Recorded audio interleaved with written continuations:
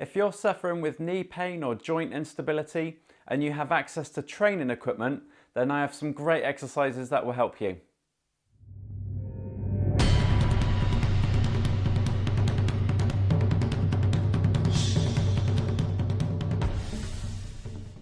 Hi everyone and welcome to Exercise for Health. I'm Richard and today I'm going to take you through 5 exercises for strengthening the knee joint using a resistance band or a stability ball. If you're new to this channel, we offer tips, advice and exercises each week to help you manage your health condition with physical activity.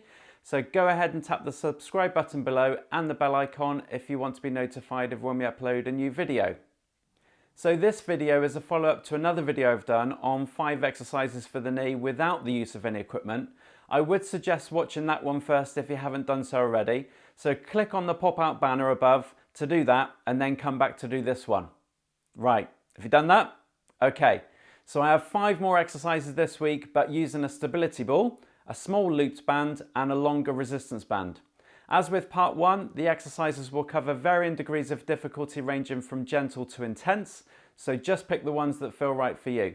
For each exercise, I would recommend doing 10 repetitions and where possible, aim to do it twice with a short rest between each set.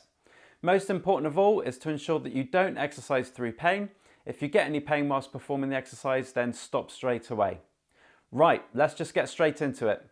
We are starting with a sideline leg raise, as this one is great for working the weaker muscles around the hip that can have a detrimental effect on the knee.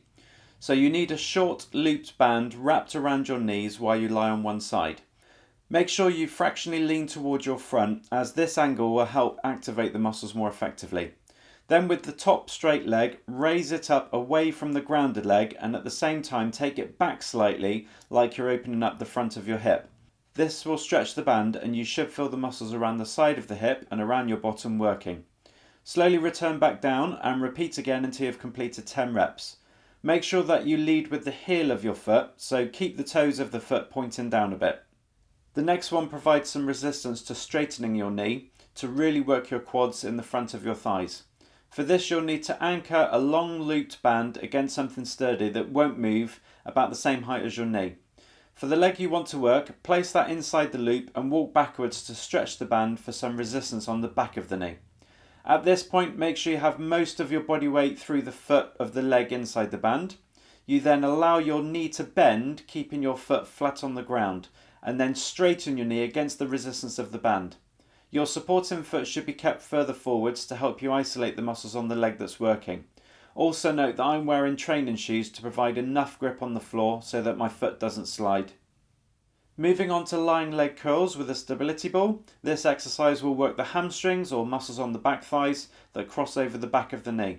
To start with, lie down on the floor with your feet together on top of the ball and your legs straight so it feels like it's resting under your ankles. Initially, drive the heels of your feet into the ball so that your bottom and hips are raised slightly off the ground. Once they are hovering, you then draw the ball towards your bottom, bending your knees, and then slowly return to the start. You should feel the muscles on the back of the legs working. To progress this, try to raise the hips up as the ball is being drawn in towards you to isolate the movement of the knee. This will make the muscles around the hip work harder as well as the hamstrings, but just ensure that the feet and knees stay together. If your ball moves all over the place, then use your arms on the ground to help your core balance the ball laterally. We did a wall sit in the first video, and this reverse version uses a long looped resistance band to make the exercise harder. Similar to exercise 2, you will need the band anchored to a stable point, but this time both legs will be inside the looped band. Walk backwards until you feel a lot of tension in the band on the back of your knees. Your feet and knees should always remain a hip's width apart, but essentially you then sit into it, keeping your body upright to target the quads, and the band will help counterbalance your body weight. You will need a strong, thick resistance band for this to work. You don't go as low as you do on the wall sit, but without the wall behind you, you will feel the quads fire up quite quickly while you hold it for about 30 to 60 seconds. When it gets too much, come out of it and then you can repeat it a second time if you want to. As I mentioned in last week's video, because this exercise is isometric, just be careful if you have high blood pressure with this particular exercise.